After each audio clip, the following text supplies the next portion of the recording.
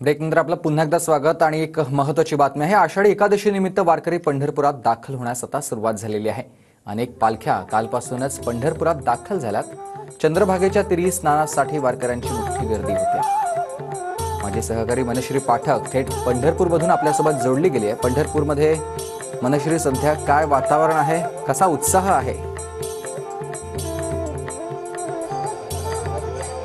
सुमित, सध्या आपण बघतोय की थेट दृश्य आपण बघूयात। चंद्रभागेचा तीर आपल्याला बघायला मिळतो आहे। चंद्रभागेच्या काठावर लाखो वारकऱ्यांची सध्या गर्दी झालेली आहे।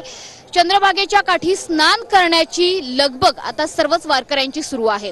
महाराष्ट्र शासनाने नमामि चंद्रभागा हा उपक्रम हातात घेतला आहे। ज्या पद्धतीने प्रदूषण मुक्त इंद्रायणी, त्याच पद्धतीने प्रदूषण मुक्त चंद्रभागा करण्यासाठी नमामि चंद्रभागा हा उपक्रम महाराष्ट्र शासनाच्या वतीने हातात घेण्यात आला आहे। यामध्ये सर्वाधिक प्राधान्य हे वारकऱ्यांच्या सुरक्षेला दिले जाते। त्याच्यामुळे एनडीआरएफच्या टीम तर तैनात आहेतच, वेगवेगळ्या बोटी देखील स्थानिक नाविकांच्या तैनात आहेत।